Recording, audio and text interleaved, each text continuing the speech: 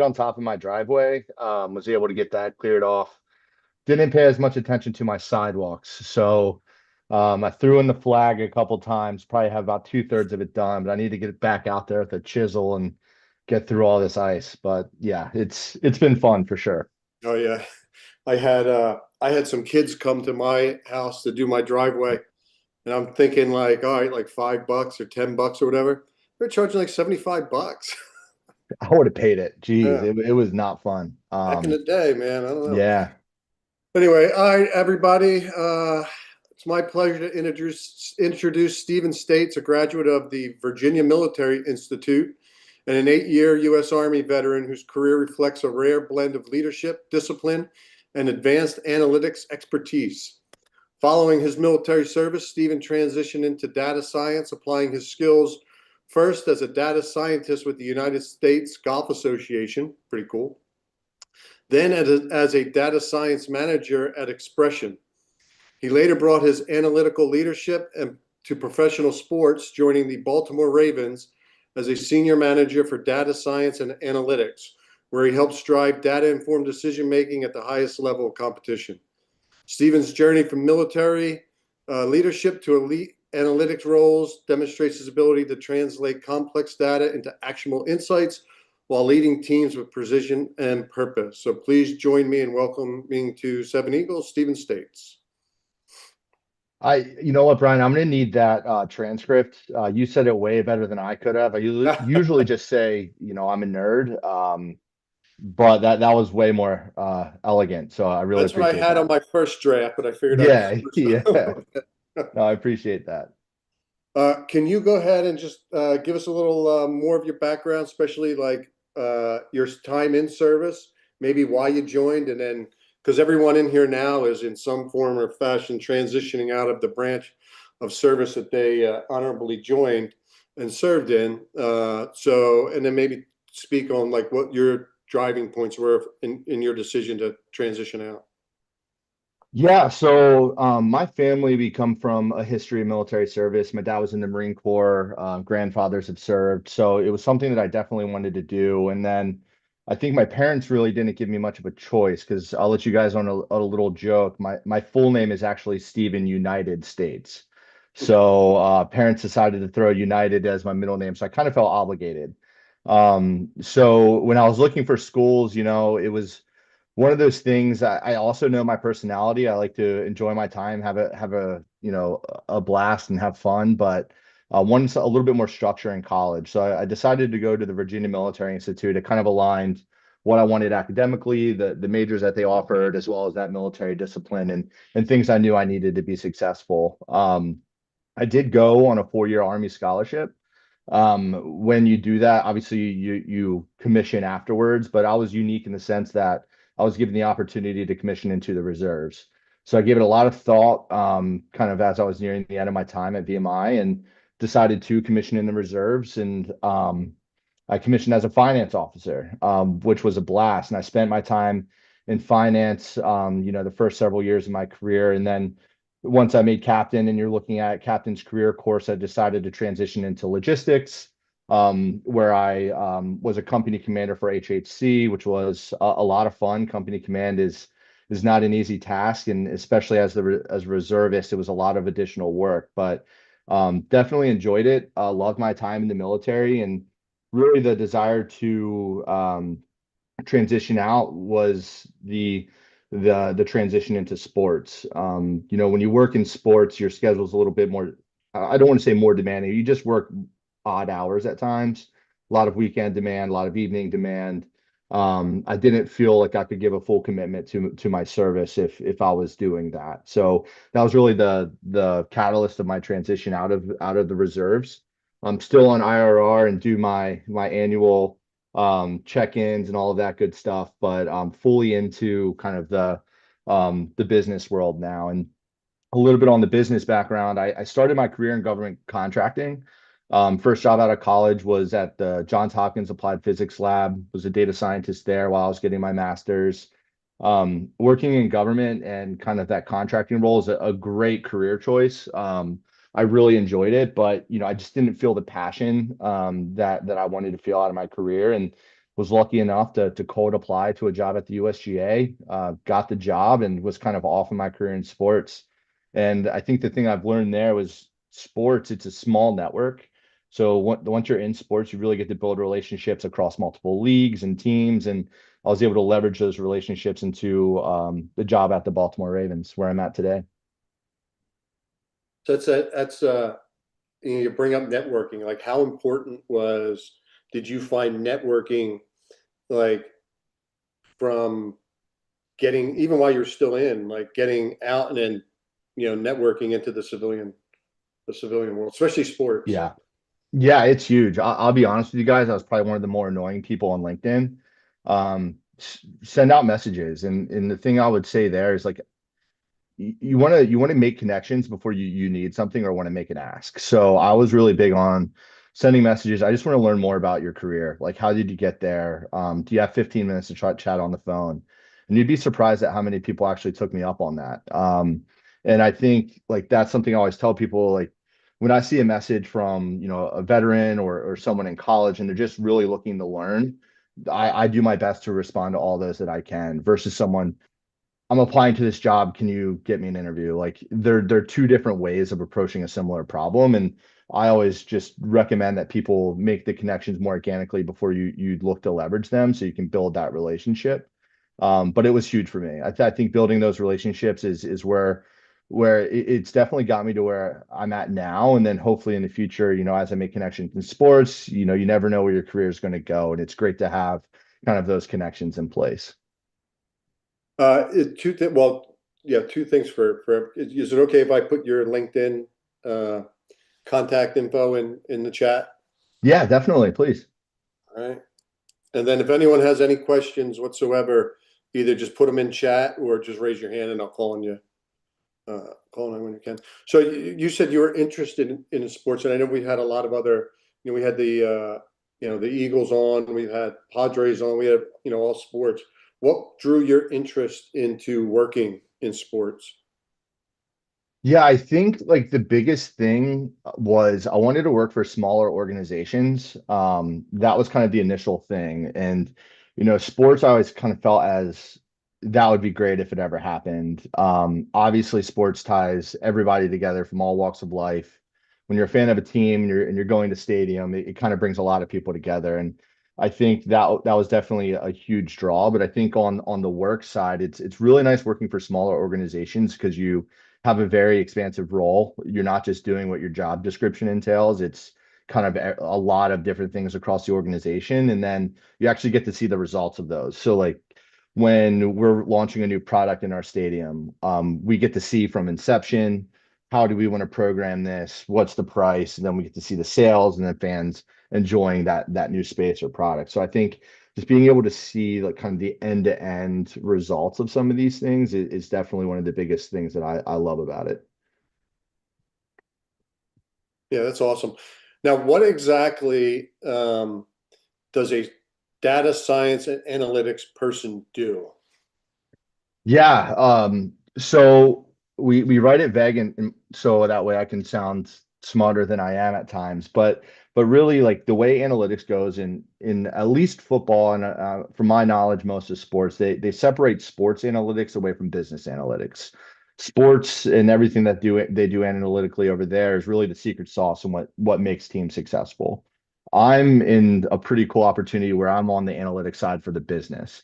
So we're doing things like ticket sales analytics, marketing analytics, ensuring we have a good understanding of who our fans are, their geographic information, and how they interact with the team. So I think like there's a lot of opportunity on the business side that's really cool and interesting, but specifically like my day to day is we build data pipelines to ensure that we can see our ticketing data, our food and beverage data, and all of the different vendors that we use to communicate with fans. And then we actually do the analytics on those to make things more efficient, optimize marketing channels, whatever it would be. Trenton, go ahead. You got a question? Yeah. Uh, Taylor, now a lot of sports teams they're coming overseas, and I was wondering, I'm not sure if this is in your field, on the cyber side, do you know any connections or have any information about, I guess, getting connected with work overseas, uh, collaborating with these teams? Yeah, I would say in general, I won't name the teams, but we are in contact with teams overseas. If you just look at the Ravens, social channels, you'll see collaborations when, we have had games in London. Yeah. We've had international teams come play at our stadium with the soccer match, I believe it was 2 years ago now. Mhm. So there's a lot of opportunity. Like I mentioned, sports is very small, so it's when you reach out to someone overseas, whether it be, a soccer team or whatever, it's easy to make those connections. I can say the way internationals really impacted us has been on the fan data side. You have to treat international fans differently than what you would a US fan with like GDPR compliance and how you Yeah. communicate and you stay up to date and legal on all those things. So it's definitely started to make its way over to our side as well as the NFL continues to expand their reach internationally. I hope I answered your question. Yeah. So do you suggest just like going straight to the source, like the NFL website and looking on their pages and do research? Yeah, for sure. Whatever team or league you have interest in, that's going to be the number Yeah. one place to look. And I would say definitely follow all these teams on LinkedIn as well. Usually for us, every job that we have or every opportunity is going to be posted on our LinkedIn page. And then also, like if you've looked in for sports opportunities, there's job boards specifically tailored to jobs or sports specific jobs. Like there's a teamwork online and several other fields. And a lot of these job boards and kind of regions will have networking days where at one of the team's facilities they'll have a bunch of clubs come in, conduct a networking session to allow you to meet these people. So definitely keep an eye open for those, Appreciate it. Thanks. of course. So when it comes to sports, like, oh, go ahead, Clay. First of all, Steve, thanks for joining us today. Appreciate it. I actually do work here at Seven Eagle, and I'm a business analyst by trade. So, what specific vertical in it, tickets or vendor concessions or like something? Because this is something really fascinating, and I do Yeah. want to get into it. And I'm in Denver, so I apologize. I'm not a Broncos fan, FYI. What specific vertical are you constantly challenged when you're looking at the data analytics with the whole entire ecosystem of the team, and you're always just having to revolve the wheel? Yeah, great question. I'll start more general and then while I'm talking, I'll try to think of a specific vertical. But like, so I sit on our business strategy and analytics team. And the unique opportunity that our team has is we get to meddle in everyone else's stuff. So we work with every department across the organization and help support them and their data needs. I think some of the difficulties would be, I'll talk about a project that I'm working on now. So I think our corporate sales team, we do a lot of work to support them, but that work is sometimes you don't have a lot of information. So, for example, right now our stadium's under renovation. We're putting a lot of new LED boards in our stadium on pillars and above gates, kind of everywhere. The problem is like you have these screens, you're going to have kind of sponsors and everyone that wants to purchase ad space on these TVs. How much should that cost? What does that packaging look like? What are the impressions going to be? So I think with that project specifically, it's difficult because you don't have tangible data all the time. I know how many people walk into our stadium from every gate and where people are sitting, but I don't know how often they're looking at a TV. So I think some of the pieces where you have to mix the art and science a little bit are definitely the more interesting ones and probably the ones that um, require a lot more thought and concentration. Thank you. And there's a business strategy lead for the Colorado Rockies I was eyeing. So I just wanted to get your feedback and understand it because it's interesting. what everyone's done. When we've had a couple other teams on here, and that's fascinating hearing that perspective. So thank you. Yeah, sure. And I'll tie it back to my time in military too. Like, being a junior officer and getting put into a leadership position at that early of an age. And I think the ones that I've seen successful are the people that know that they don't know everything. Like, yeah, you're an officer, but you really need a lot rely on your NCOs and the people that you're working with to make sure that you're making the right decisions. And I think it translates really exactly into what our role is now. I'm never going to be smarter on ticketing than our ticketing team is. So I need to really rely on their expertise, get feedback from them as we're building models, giving analytics, dashboards, reporting. So I think there's a lot of overlap in those experiences. Brent, go ahead. The other day I had a meeting actually with the managing director of analytics for NASCAR, Oh, nice. and a lot of their competition and business analytics integrates together. And obviously the organizations are very different, but I'm curious what that looks like for you guys. Yeah, so if you spend 10 minutes in our offices, you'll hear data warehouse get brought up at least once. What we try to do is bring all of these disparate sources into one location. So for us specifically, I'll give a shameless plug to Databricks, but we're huge Databricks supporters. We built our entire data warehouse in Databricks, and there's kind of a few problems you got to solve there. So one is getting the data in, and then you have to figure out you know, like how do I know Steve States in one system is Steve States in another? And what are all of my touch points with Steve throughout his fan journey? So once you get all of that data into your warehouse, it's then finding a partner. We use a company called Imperity as our customer data platform, but it kind of takes all of the data from those sources and gives you what we call a fan profile and says, this is Steve States. He lives in our ticketing system, our CRM. He's bought retail from us. He's bought F&B.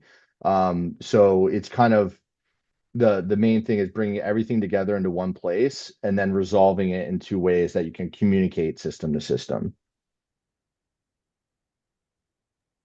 Thank you. Yeah. So you can't watch a football game, or go ahead, Mark, go ahead. Are you using like SQL to like get all that data? Yeah, definitely. So I would say for us, it kind of depends on your role. Um, SQL's, I think, very kind of it's a requirement, I think, for a lot of what we do. The common things that we're doing is SQL, Python, and a little bit of R. Um, but SQL is kind of that starting point. You have to know how to query and get the data you want to analyze, and that's really where we leverage SQL. And then we'll take advantage of what we can do in Python or other kind of more data science type platforms downstream from that. But SQL is kind of our first step in pretty much any analysis that we'll do. Oh, thank you. Yeah, I mean, I'd work in financial management data, work for the Air Force, but then kind of converting it to the civilian side, I knew I have to learn like kind of like a SQL, like Power BI, Tableau type Yeah. things to kind of convert that experience into like the civilian sector. So, but yeah, I'm learning Yeah. SQL right now, and really just being in Japan and being able to maybe like do a job that's remote, and maybe do those data analytics type job from maybe overseas, and just building up my skills that way. Yeah, I think too, like the great thing with where we're at now is there's a lot of resources out there. When I'll rewind a little bit. When I was graduating college, data science was just becoming a thing. So I majored in math. Like that's kind of what you did. You just majored in math and then kind of went on. So like there wasn't a master's program for data science like you see very popular now. It was you get your math undergrad, you get your math masters, and boom, you figure out the code stuff as you go. Where now there's a lot of online resources that will spin up like databases for you to query like on top of.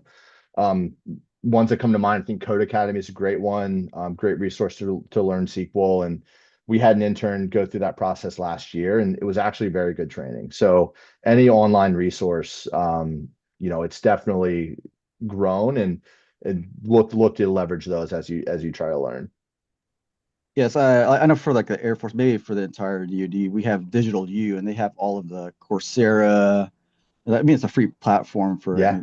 veterans, military, and the Coursera Udemy courses there. So I'm taking one of those SQL courses on that platform right now, and I mean, like they have a ton of them. Yeah, that's great. And the one thing I'd say there too, and why I think data is such an interesting field to be in is because it's changing forever. Like it's always changing. So like I know things right now, but like if I don't continue learning, I'm not going to progress in my career. So when I started, Databricks was just founded. So like that's the number one platform that we do all of our work in.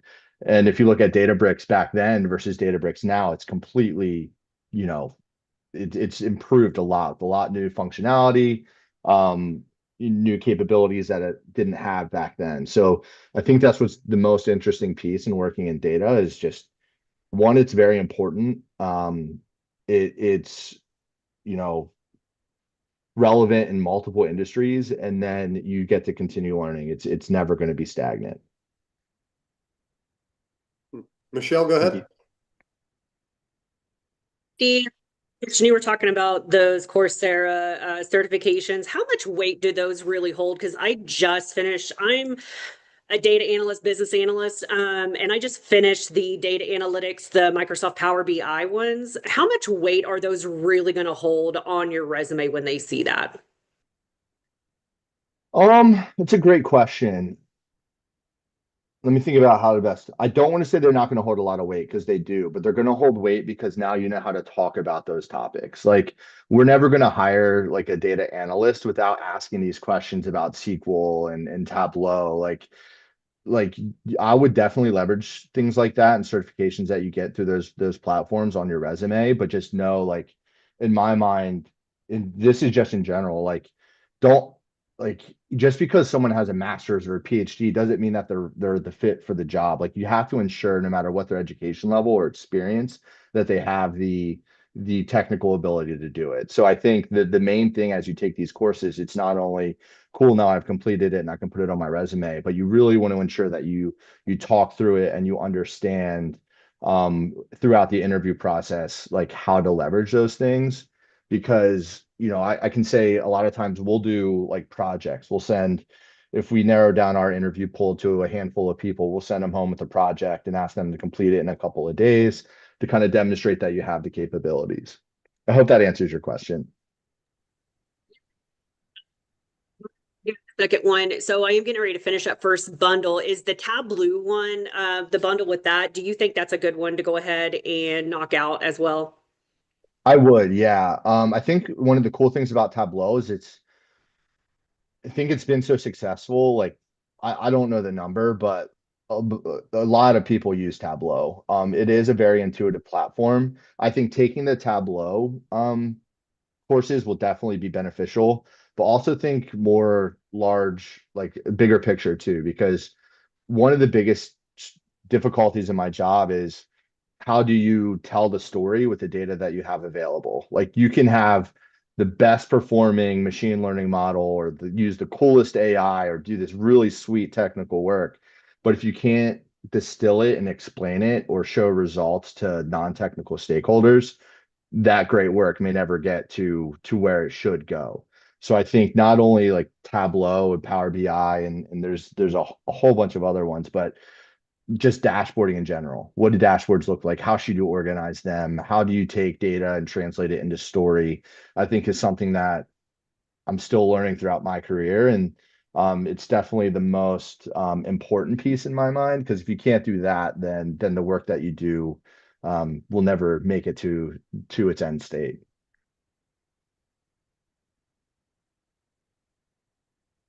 Mark, go ahead. Oh yeah, I was interested in like the AI portion because I mean I'm going through the course and I'm throwing SQL code into AI just like, oh, how do you, I'm stuck on this part, and then you just kind of just throw it in there. Do you like encourage that when they do the projects, just as long as it provides like the right code that kind of that you would put in there? Yeah, I'll be honest, I'm conflicted with AI. I think like my fear is any model that we build or any piece of like statistical analysis that we do to correctly use or leverage that model, there's assumptions and reasons why you should select one over another. If I just go to like a chat GPT and say, can you give me the Python code to run a random forest model on this data set? Chances are it's going to get you very close to what you need to do. By all means, leverage that. Take away that work. But I always caution people, make sure if you tell Chat GPT to give you a random forest model, that you can explain to me what a random forest does, what the assumptions are, and why it's good to use in this application. So my fear with AI is we're getting away from the theoretical and understanding of when to use what, and it's like a trade-off between convenience and like using the right approach for certain use cases. So long-winded way of saying 100% leverage, I do it all the time. Make sure you can always explain what you're doing or what the results are or why that approach that it recommended is the right one. Okay, yeah, I did read an article as far as like the architecture of kind of like, building the code on top of, the structure of it. Okay, that makes sense. Exactly. And I'll say like our biggest use cases for AI right now is we get a lot of fan feedback in the form of surveys. How do you distill that information? How do you do sentiment analysis, pull out common themes? So we're leveraging AI a lot for understanding fan feedback. And then also we're using it for normalization. So if you just ingest data from raw sources, Maryland could be spelled 10 different ways. It could be Mary, Maryland, capital MD, lowercase md. Like there's all of these iterations of different things. We're leveraging AI to take all of the location data that we have and normalize it into something consistent. So that way, if I get a question, how many fans do we have in the state of Maryland? I can confidently answer that question rather than trying to find all the different versions of Maryland we have in our database. Okay, so like that's part of like cleaning the data, basically. Exactly. Okay. Like we're fully leveraging it for things that we just don't have other answers for at the moment. I use it all the time. Like I would love to say that all the code I write works the first time. It does not. When I get errors, I do a lot of debugging and figuring out what's going on using AI. It's definitely it improves efficiency. My overall fear with it is it's going to replace the background knowledge of when should I use what like cool, I got code that works, but why does it work? Is this the best choice in terms of modeling approach? So I just always caution people leverage it to an extent to make you more efficient, but always make sure you understand the output and you understand what it's doing and why it works. Got it. Thank you. Yeah. Go ahead, Nicholas. First of all, thanks for coming on here. Secondly, you sound like a genius. More of cybersecurity. I'm more about SQL injections, right? I want more break into your things. No, my question to you is, what's your thought on like Supabase or like those platforms that are now modernizing like SQL? Like I'm not an SQL expert by any means, but I've been kind of teaching myself Yeah. how to make my way around, just because, as a cybersecurity person, we're supposed to be able to help prevent, SQL injections and things like that. So I got to kind of know the landscape. But what's your take on those applications? Well, I would love to know what you're talking about, to be honest with you. That's something that I haven't touched. In terms of SQL injections. I can tell you in terms of like I guess do you have another way to word the question so I can answer it appropriately? I just want to make sure I understand. So I added the link to what I'm talking about in there. So Okay, Supabase yeah, is cool. basically I guess, user-friendly platform that you can build SQL databases into, and it's more Okay. of a user-friendly piece to it. It's kind of more Yeah. of a modernization for people who don't know how to mess in the command line. Yeah. So I was just kind of curious on somebody that's in the space, if you see this as net positive or negative, because it's kind of like I could go create a Supabase account with my GitHub and start making SQL databases. And a lot of people are doing that and, doing the AI stuff and connecting databases to it. And obviously there's a lot of like security vulnerabilities out there right now. So I was kind of getting your take and pulse from being in the space, if you think that this is a positive thing for the community, negative thing, or if this is just like a tool that is going to fade out. My 20-second look, I think it looks like a great platform. I would say like the cool thing about where data is going is data and SQL and databases are becoming more accessible to people, every day. So this is just another opportunity to do that. I think it's an interesting balance though of ensuring that anything that makes things easier for end users, it's also efficient. So like one of the things that I always keep an eye on is what's our spend in our platforms that we're using. So there's a lot of times where you can write SQL code that works that might not be as efficient as it could be, therefore increasing the cost associated every time you run that query. So I think tools like this are definitely great. Um, if it's getting you SQL query in like a SQL query in an easier way, I think it's a great way to learn. I'm a little bit old fashioned in the sense that I think that like really understanding the fundamentals and understanding the why, the what, why does this go here is really important. So even if there's things that make the job easier, it's just really being able to explain the why, because you're going to get asked. And if you get asked and you can't answer, then you might lose a little bit of credibility. And the side thing I'll say too is it's okay to say I don't know, like I just did with you. Like I've never heard of that platform. I'm not really sure if I understand what you're saying. And you shared the link. Now I have a better idea. Like it's easy to see when someone's faking it, but just make sure when you leverage platforms like this that are making your job easier, you also understand what they're doing. Continue to use them, work as efficiently and as easily as you can. Just understand the background and kind of what's going on there. Appreciate you. And Yeah. thanks for being a genius. No, no. How important is it to have a cyber background to do data science and analytics? I'm getting a little bit more into it. I don't know much about the cyberspaces. I wish I did. I think the interesting thing with data in general is we're getting a little bit away from I'm a data scientist, I'm a data engineer, I'm cyber, I do IT. Those roles and worlds are starting to collaborate and collide a little bit more. So, if you're a junior data scientist, you might be expected to know data science.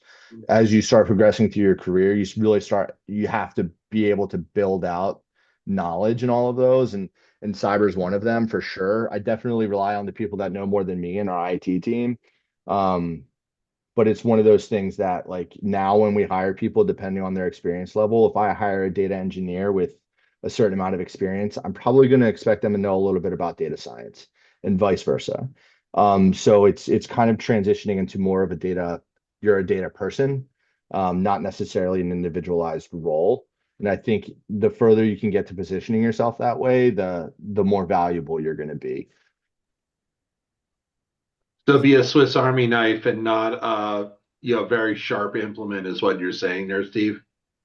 I think so. I think that's going to set you up um, in a position to just have more opportunity. Like we a little bit of history on sports, and sports business. So the team that I'm on is our business strategy and analytics team. Historically, those teams might have been 3, 4 people.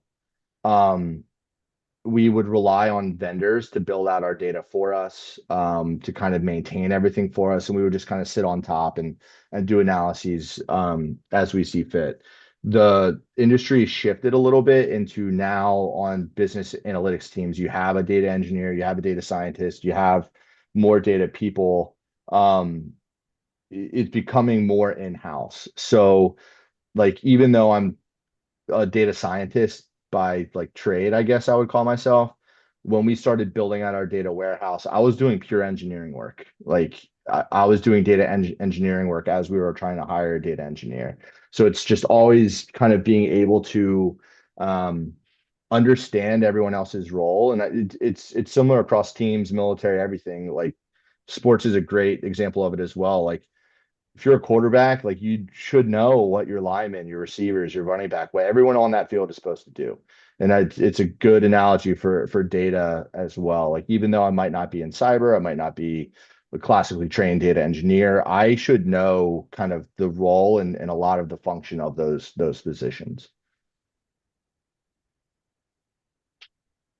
So what I was going to say earlier was you can't watch a football game, any sports game, without the announcers or someone saying, well, analytics say you go for it here, or, even heck, even the championship weekend, some crucial calls for that. So I guess my question is, like, I know you're on the business side of the data science and analytics. Do you guys help with the other, I guess, departments with data science in general or analytics or? Yeah, we do meet with that team frequently. Like the skill sets definitely overlap. We're just analyzing different data. So we meet, we collaborate. I don't envy their job a lot of times because they're making very hard decisions. And Hmm. it goes to the point, like I always view data and analytics as a tool in the toolbox. It's not the decision. So when you see like go for it on 4th and 1, like there's a lot of contextual things that have happened throughout that game that the coach should be taking into consideration outside of the model. So we do collaborate with them. Not on like, hey, I'm working on the specific piece with this data. What should I do? It's more like, what modeling approaches are you guys working on? Like, how are you thinking about high level projects? So it's collaborative. Now, I think I'll give a shameless plug for just business in sports. I think the coolest thing about business in sports is we don't have those silos. So like I was on a call yesterday with someone from the Charlotte Hornets. I talked to people from the Chicago Bears, the Detroit Lions. I mean, like it's not like we're collaborating because we're not in competition when it comes to our per caps per game and food and beverage sales. Like we're really trying to learn from each other. So I think it's really cool on the business side, even though the sports side is very appealing as well. But like the business side, it's really interesting because you get to build more connections, learn from other people, and really expand like your impact across the sport in general and not just your venue. Yeah, it's cool. Nicholas, go ahead. Yeah, I just had a quick question. What does a typical work week look like for you? I mean, you just go in, you look at, your databases and you run queries and you turn those into cool little dashboards. What does like a typical week look like for somebody like you? Yeah, it actually changes. So in season, I could go in on Monday, Tuesday, Wednesday. I could tell you what I'm working on pretty much every day. In season, it's a lot more scripted. So if we have a game on Sunday, we're spending Monday generating reports and building out like key takeaways from that game. Tuesdays, we have like a presentation with our team president, all of our senior executive team to kind of outline this is what happened on Sunday. These are our areas of opportunity. We have that meeting, and typically there's a few follow-up analyses that have to happen kind of based on that. So in season, it's pretty structured where the front half of the week is kind of generating what happened on Sunday. And then the back half of the week is kind of prepping for the following game and doing the analyses that are kind of as follow-up. Um, Most of the time, all of that's kind of done in our data warehouse and writing SQL and Python code and running analyses, generating dashboards, whatever it would be. And then it's an interesting transition when you go to off season. I would say that we're actually busier off season than we are in season because that's when you want to start tackling a lot of the big picture things you want to do. A lot of the heavy lifting, like when you're in season, you want to keep things pretty consistent because you don't want to make major changes because we only have 10 home games a year. We have That's our opportunity to make a lot of money. And if we make changes frequently or that aren't properly thought through, it can have a severe business impact. So off seasons where we're really digging into the big picture, high priority projects that we want to spend more time thinking and researching. And I would say for my team specifically, a lot of that's on the technology side. Are there new technology partners we want to partner with? Are there new vendors that we can leverage in our analytics capabilities? So off season's a lot more strategic thinking and more detailed analyses to prepare for the next season, where in season's more what happened yesterday, anything that we can change for the next game, how can we be better? Hope that makes sense. Yeah, it makes perfect sense. It's like you're planting your seeds during the off season so that you're, enjoying the fruits of whatever you planted during the season, and hopefully they're tasting good. Exactly. And I will say too, like there's interesting pieces like we can on the AI side, there's partners that we've leveraged that we installed in season in anticipation of fully like leveraging them next season. Good example, there's a company called Wait Time where you install cameras in your facility and they'll measure how long a line is at a gate, at a concession stand, wherever it is. And that's a key piece of data that we've never really had. Like we know how much time was between transactions at a concession stand, but maybe there wasn't someone in line. So like you might see long time between transactions, but that might not mean that there was a wait. So we've installed those cameras during the season to get a first look at the data so we can figure out how we want to leverage it next season to its full ability. So it's definitely an interesting thing that there's a balance to what you want to tackle in season versus out. And a lot of times you're making decisions that will really, you'll see the benefits in a year. Do you work at the stadium or the headquarters, or like where do you actually work? I actually work at our training facility, which is in Mills, Maryland. If you guys have never seen our training facility, I can't imagine another one in the league being nicer. If you just Google Ravens the Castle, like it looks like you're pulling up to a high-end country club. It's beautiful and it's really cool because all of our players are there. We have our practice fields, all of our weight rooms, locker room, everything's at that practice facility. And for the most part, most of our business operates out of that practice facility. There are exceptions, like our ticket sales office is in the stadium, and there will be times where I go to stadium to have meetings and things along those lines. But 90% of my time is spent at our training facility. It sounds like your job in general in any place would be like a cool job to have. From someone who has no clue until today anything about data science or analytics or anything like that, it seems like your job would be cool in any field. How cool is it doing what you do for a professional sports team? It's amazing on multiple levels. One, it's sports. Like, you know, I'm not like buddy buddy with players or coaches or anything, but it's like you pinch yourself when you walk down the hallway and Lamar Jackson passes you. Like it's just a really surreal moment. And then like even another really cool thing for me is I grew up in York, Pennsylvania, and if anyone's not from this area, that's about 40 minutes north of Baltimore. I grew up a Ravens fan. So it's just really cool growing up a Ravens fan and then being able to work for the team that I grew up supporting. It's been awesome. And I think that's like the coolest thing. And you can just look at my LinkedIn and see like data is really important in any industry. Like you have so much flexibility with data backgrounds that, yeah, I worked doing surface to air missile analysis when I was at APL. I did satellite imaging scheduling when I was at NGA. Like there's data pieces like in so many different industries that are really cool. And that's probably the thing that really drew me to it is because I didn't really know what I wanted to do. And data is a way to like easily pivot and find your niche and figure out what you want to do. Awesome. How Yeah, did how did your time in service like help prepare you for doing what you're doing now? it's a great question. I would say like there's a couple things.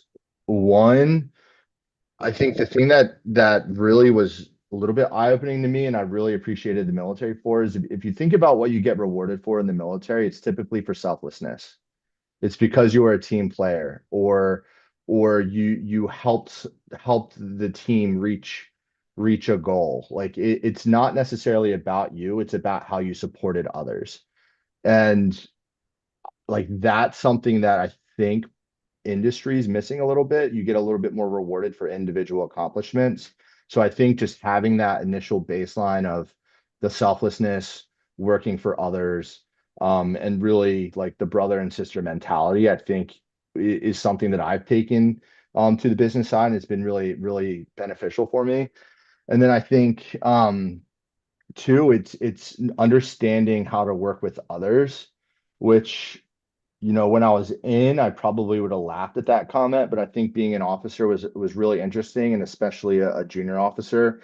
And I alluded to it earlier, but like it's an interesting leadership position to be put in because you have the least amount of experience, but yet you're expected to lead.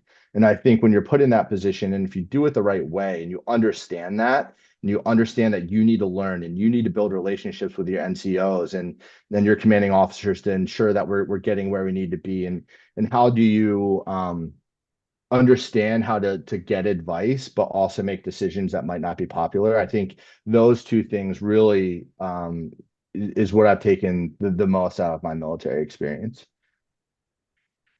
Awesome. What advice, because there was a lot of questions, which is always good to have. What advice would you give people who are trying to pursue a career in data science? Shoot your shot. If there's a job uh, posting that you're semi-qualified for, apply. Make connections early. So that's one. Shoot your shot, apply. I'll say like as long as there's some baseline technical interest and understanding, I'm confident in our ability to get you where you need to be technically. We can teach you SQL. We can get you more proficient in Python. We can get you to a certain place where we feel good. We want to hire people with the work ethic, with the cultural values, with the moral compass. And like I look at character more than technical ability. Like there has to be technical ability to an extent, but we can get you there technically. So like if you see something that you're remotely qualified for, apply, because if you get that interview and you wow in that sense of culture and work ethic and values, like that's going to get you further than what just your technical abilities on a resume will. And then I think two, as I said earlier, make connections early, go to networking events, and nurture those connections. If you have a phone call with someone, follow up months, hey, how's it going? We haven't talked in a while. Like make sure you not only make the connections but nurture them, and make sure you make the connections before you're asking for something. Because I can tell you, when I do get a lot of LinkedIn messages, and I hope I do a lot from this group. Always do it in a sense like I just want to learn more. Like how'd you get to where you want to go? I'm interested in this. Like, can we just have a conversation? I apply to those at a way higher rate than I apply to this job. Can you get me an interview? Or like I need something from you, but I don't know you. So like just make the connections before you need to leverage them. Awesome. You a couple months ago you did that. I'm looking on your LinkedIn now. So for everyone out there, if you have not connected with Steven yet, go ahead and make sure you do that. I'm on your page now. What was that? The Databricks event you went to? Oh yeah, yeah. We're interested. Like I would say the cool thing about working in sports is when you have partners, like they want to put you on stage because we're the Ravens. I was able to go to the Databricks Data and AI World Tour in New York and was asked to present there. Um, it was great, and really the focus of that conversation was leveraging fan data, and kind of ensuring that the data that you have available to you is leveraged in a way to make the fan experience better. So it's a great opportunity. I was up there with one of our partners in Parity, and definitely interesting conversations. But they put me on stage a little bit more often than I think I should be sometimes. Yes, that was part of, you were there as part of your job. Yeah, I was. And I'm actually going to that vendor. I'll be flying to Seattle on Monday. They're having like a company all hands I'll be at. So, like, and that's the thing too, is like when I'm building relationships, whether I have this really cool job at the Ravens or not, I hope I can always count on those relationships. Like, I think a lot of times you might be in an opportunity to have these speaking engagements or have an opportunity to speak to all of you here. And if I didn't work for the Ravens, I'd hope everyone would view me the same way. Like, I really build relationships so that way, like, if I'm not at the Ravens and I don't have this cool job, I still have all those connections. And people say, "Oh, I really enjoyed that conversation with Steve." And that's really key is the authenticity um and really just truly building relationships rather than just making a connection. Yeah, no doubt. Nicholas, go ahead. This might sound like a silly question, but whatever. I'm a silly guy. No, question is, I hear a lot from a lot of people who are successful and they've come on skill rich like yourself to get out there, network, and go to meetups and do all these things, right? And I surf the web, I look at things, I try to find stuff on LinkedIn, I do all the things, right? And I'm definitely persistent. I'm gonna keep doing it. It's not like whatever. Like, like how do you find the local conventions and the meetups? It's like, I was like, just, I guess maybe that's a silly question, or it's just, I always hear that, but I always feel like I miss the conventions. I always miss the meetings. I'm always like a day late and a dollar short. It's like, oh, I should have went last week to this thing that they had. Is there like Yeah. a site you go to and it's like has the list of every convention or whatever? The best one I would go to is there's one called Teamwork Online. That's going to have a lot of events. And sorry, I'm looking up. I'm actually looking at the website. You can see all of like I'm seeing a Miami sports and entertainment career fair, and it's the Dolphins, the Heat, Marlins, Orange Bowl, UM. There's one in New York. There's one in Charlotte. There's um, everywhere. So like Teamwork Online and that events page is definitely big. I will also say there's a lot of industry specific conferences. I'm gonna miss a few, but there's one called the Sloan Sports and Analytics Conference. Conferences are another great way to meet people. So it might not be a networking event, and it might be a little bit about out of pocket expense to go to this conference, but it's a great way to meet people as well. So I think I definitely was in the same situation where I felt like I was always missing the mark um on like conferences and networking events and things like that. And I never expected to walk out of there with like a lead for a job, but you get to make connections and build relationships and meet people. So that would be my best advice. Teamwork Online is a great one. I'm on their events page now, and it looks really good. And then the Sloan Sports Analytics Conference, and there's another one called SEAT, SEAT. Those are two big sports specific conferences that I would definitely like think about getting into. Awesome. Thank you. Yeah. Is your job remotable, or is it you have to be in the office for it? If that's a word, I think remotable is a word. Yeah, we'll go with it. I would probably say the same thing. I would say yes, it's remotable. My day to day is remotable. However, there I work great with ticketing because I can walk to Richard's office and say, "Hey, Richard, how's your morning going? Like, what are you up to?" And like, it's hard to have those organic conversations virtually, in my opinion. I think there's companies out there that do it very well, but due to the small nature of sports, I rely on other departments for me to be successful. Like it's hard to replace in-person conversation. So yes, my job as it like if you wanted to be like a data person doing it remote, 100% feasible. I think sports is unique in the sense that I think to be successful, you will want to be in person. Good example is I'm going to DC tonight for a meeting. We'll be at the Wizards game. Yeah, we could have that meeting online for sure. But one, I'm not going to pass up an opportunity to watch LeBron play, and two, that conversation is going to be so much more valuable in person. Yeah, I agree. All right, if there's no more questions, I'll give you any parting words of wisdom you want to give the class, and I really appreciate your time. We all do. Yeah, first, like, thank you again. As I said in the start, what an honor to be here. I have a ton of respect and admiration for everyone on this call. I really appreciate your service. I was only a reservist, but it's a point of pride of mine to say that I served, and I really, really appreciate the selflessness, the pride and work that you guys have done throughout your careers. And if there's anything you haven't asked or you were shy to ask, please feel free to reach out to make a connection, build a relationship, and ask any questions on LinkedIn. I promise I'll get to them. I might be slow, but I will do my best to answer any questions. And if you just want to have a phone conversation and ask anything else, I'm always here. So again, really appreciate everyone on this call for all the service and sacrifice that you've made. Yeah, guys, if you're interested in sports, data science, anything, I'm telling you, connect with Steven and get that ball rolling. So, all right, Steve brother, I already has a appreciate. connection request for me because I do want to pick his brain because, like I said to you guys with the other sports teams, this is fascinating. And this is something that has a lot of longevity.